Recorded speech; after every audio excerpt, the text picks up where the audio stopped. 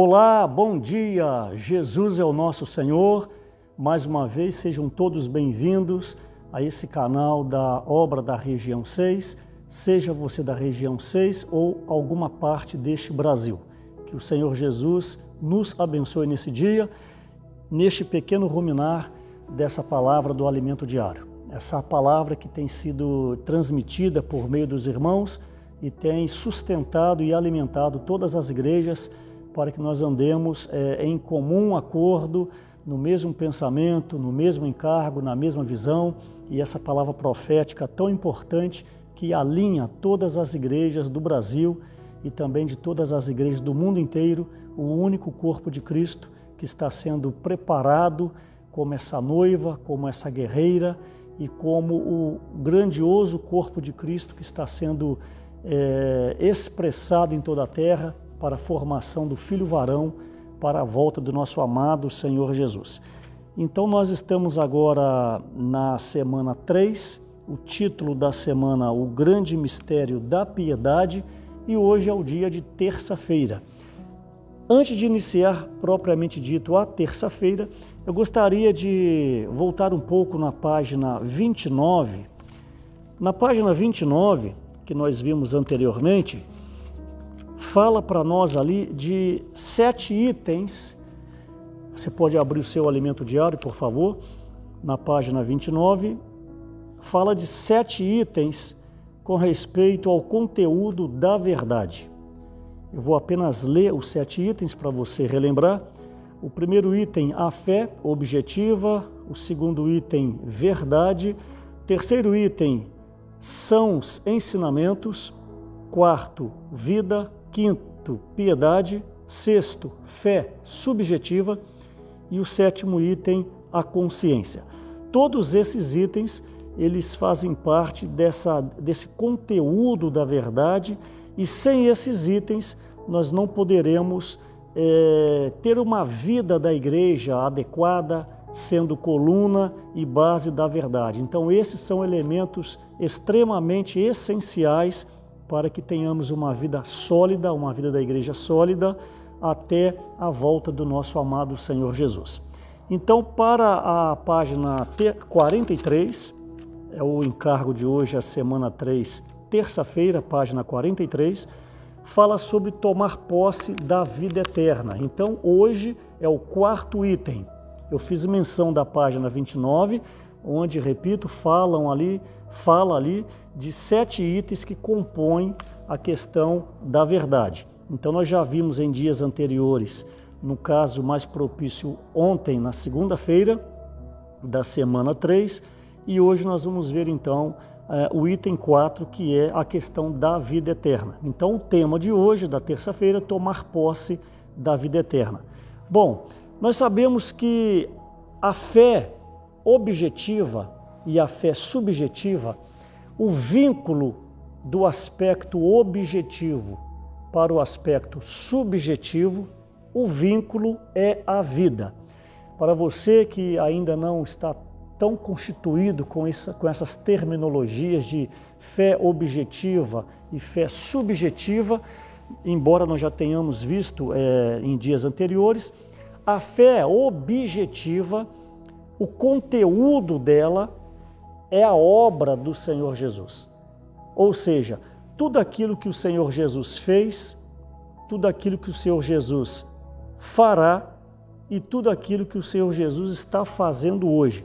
Toda essa obra do Senhor Jesus, desde a sua concepção, quando o Espírito Santo entrou em Maria, desde a sua encarnação, o seu viver humano, a sua morte, a sua ressurreição, a sua ascensão e a sua glorificação, toda essa obra que o homem Jesus, ele durante essa terra, em 33 anos e meio mais ou menos, tudo que ele fez, isso foi transformado em a fé.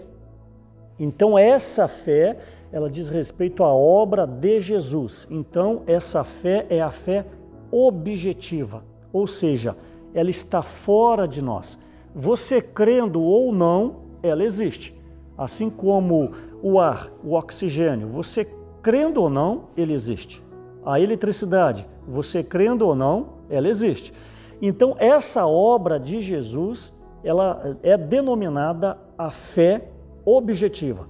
Ok, o dia então que nós cremos nesta obra do Senhor, por meio da pregação do Evangelho, como Paulo fala em Romanos, por meio do ouvir da palavra, então um dia alguém pregou para você, ou um dia por meio da leitura da Bíblia, a leitura de algum livro cristão, o seu espírito foi despertado e você então creu na obra redentora do Senhor. Então essa fé objetiva, agora ela entra em você, ou melhor, ela entrou em você e agora ela faz parte da sua vida, porque ela agora está mesclada em seu espírito. Então agora ela é denominada fé subjetiva.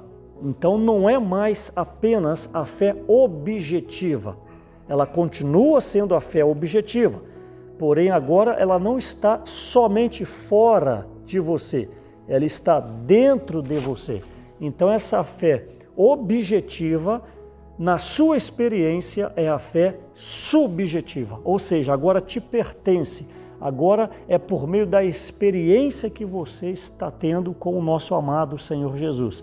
É claro que essa fé agora ela precisa ser desenvolvida. Quanto mais comunhão com o Senhor, quanto mais leitura da palavra, quanto mais oração, quanto mais comunhão com os irmãos, quanto mais o ouvir da palavra profética, mais essa fé ela vai solidificando no seu interior. Então, o vínculo da fé objetiva fora de você com a fé subjetiva dentro de você é a vida. É essa vida que vincula esses dois aspectos. E que vida é essa? Essa vida é o encargo da leitura da terça-feira. Essa vida é a vida eterna. Embora a igreja ela seja um empreendimento de Deus, mas há necessidade da participação humana. A igreja é totalmente espiritual, a igreja, temos visto, é a casa de Deus, a igreja é a coluna e a base da verdade, mas ainda carece que você tenha essa experiência para que você, de uma maneira bem orgânica, possa fazer parte do dia a dia e do desenvolvimento dessa igreja. E com respeito ao Evangelho, esse Evangelho ele foi confiado à igreja. Embora hoje, infelizmente, muitos amam e dão atenção apenas ao Evangelho, o Evangelho da prosperidade, aquele Evangelho aceita Jesus e para de sofrer, aceita Jesus, seus problemas vão terminar. Muitos são militantes, muitos dão atenção apenas a esse aspecto do Evangelho, que também ele é verdadeiro. O Senhor é aquele que nos liberta, o Senhor é aquele que nos encoraja, o Senhor é aquele que nos cura, mas ainda este não é o foco do Senhor Jesus. O foco do Senhor Jesus é formar nessa terra um grupo de vencedores que possam reinar no mundo que há de vir. Então, somente pelo exercício dessa vida é que nós possamos alcançar esse objetivo final. Essa vida, então, que é o vínculo, como eu disse, é a vida eterna. Aqui na página 43, aqui diz para nós o seguinte: essa vida é uma vida que nós não tínhamos, mas recebemos, como eu disse, por meio do ouvir e por meio do crer. Temos nossa vida humana, mas no dia em que recebemos Jesus Cristo, recebemos a vida eterna de Deus. Então hoje você não é mais uma pessoa comum, você que já foi regenerado, você que creu, foi batizado, você que invoca o nome do Senhor, você não é mais uma pessoa comum. Você hoje é uma pessoa que tem a vida eterna dentro de você. Então, face a esse mundo aí tenebroso que nós temos visto, tantas mazelas, tantas doenças, a questão agora do vírus, outras coisas mais, pessoas com outros problemas de saúde, infelizmente pessoas que já até dormiram no Senhor por causa dessas doenças, desses vírus que nós temos visto por aí, mas também algumas pessoas estão com problemas financeiros, problemas familiares, problema em seu trabalho. Tudo isso aí pertence a esse mundo caído. Desde a época de Adão e Eva, quando teve ali a desobediência no Jardim do Éden, o homem, a terra foi amaldiçoada por causa da questão da queda do homem, do pecado.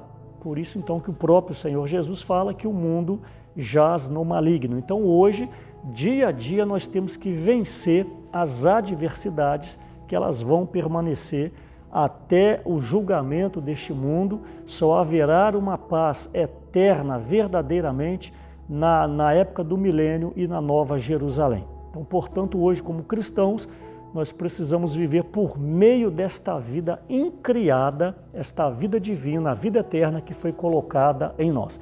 Por isso a diferença entre o cristão e o incrédulo, a importância entre aquele que invoca o nome do Senhor e aquele que não crê no Senhor. Por isso, nessa manhã, início desse dia, eu desperto o seu espírito para que você entenda que você tem a vida de Deus dentro de você. Viva por meio dessa vida, por meio de clamar pela presença do Senhor.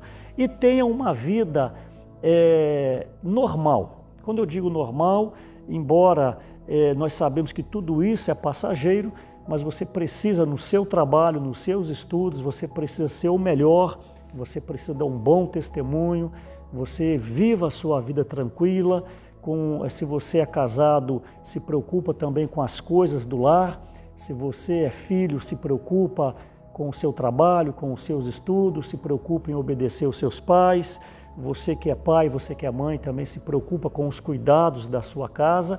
No entanto, tenha olhos espirituais voltados para a obra do Senhor. Embora é pertinente que você se preocupe com as coisas terrenais, porque nós somos humanos, mas não podemos perder o foco de sempre lembrar que nós fazemos parte de uma edificação. Até porque, em Mateus 24, ali no versículo 40 e 41, com respeito ao arrebatamento, um será tomado, outro será deixado.